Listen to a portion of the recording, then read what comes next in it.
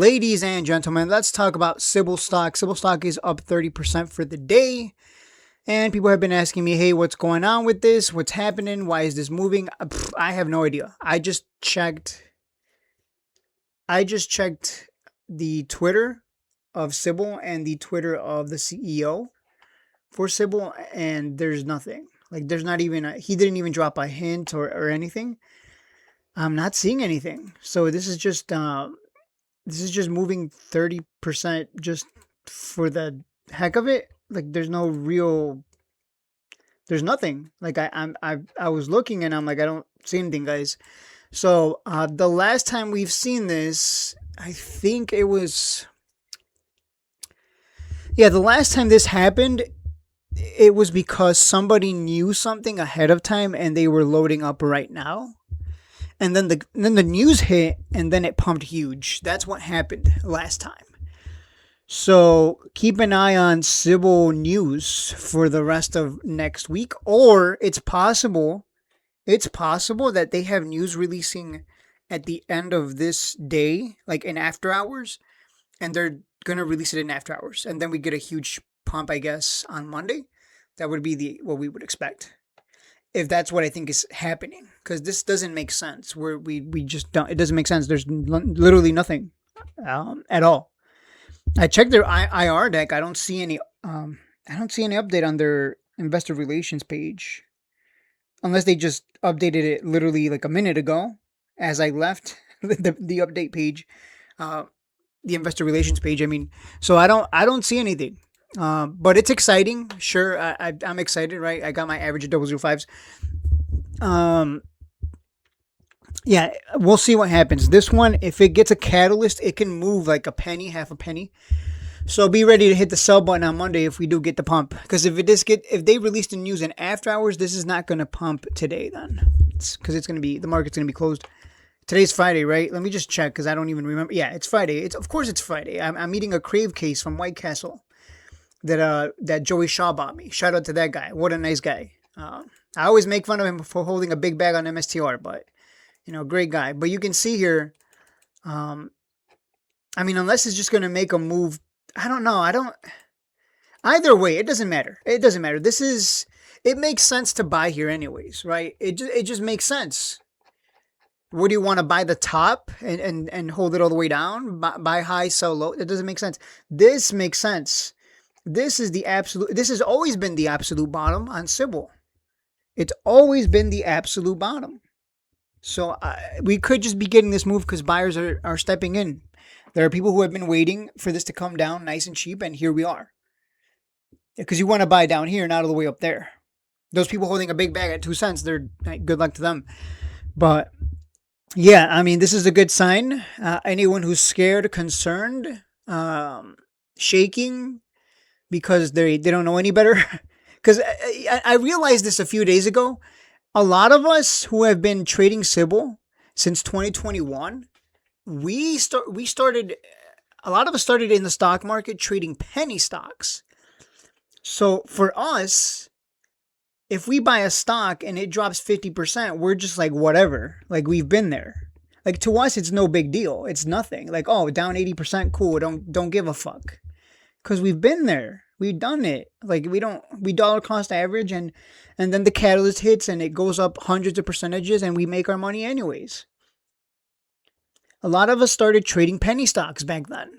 So to us, we're kind of like numb to 50%, 80% drops. It's just kind of like, whatever. That's how we started. Like, we were born into it. We were in the fire. Like, you know what I'm saying? Like, and we got out of it and we always came out on top. Except for that one time I bought the top on Cybl, but that was my very first trade on penny stocks. I didn't know what the hell I was doing. I bought it at 6.5 cents like an idiot. Took a loss, not a big loss because I'm not stupid enough to go in with like 50K. But yeah, we've grown a lot since then and we know what the hell we're doing. I'm glad buyers are showing up. This looks good to me. I don't think we're going to get a big pump. If we do, look out for news in after hours today or on Monday or sometime next week. Because it's very interesting that it's moved this much. But maybe buyers are just really showing up and buying here because it would make sense to buy here. This is where it's always come down. Even during CE, even when it was in that horrible CE designation period, it still got plenty of pumps to 006, 007. Once we got out of CE, every time we get a catalyst, it sends it to like a penny. So, and we're not in CE anymore. So just keep in mind that ever since we got out of CE, every single pump has sent it to 1 penny. It can move 005. It can move a whole penny in a few days. So I would say be ready to hit the sell button if this thing gets a big pump.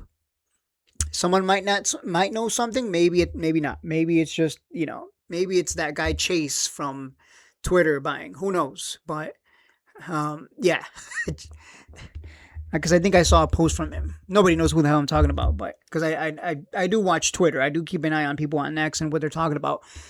But this makes sense to buy. It's the absolute bottom. It's never like died here. Like this is not AITX. AITX, like I said, we were trading penny stocks back then. They saying shit. We've been here.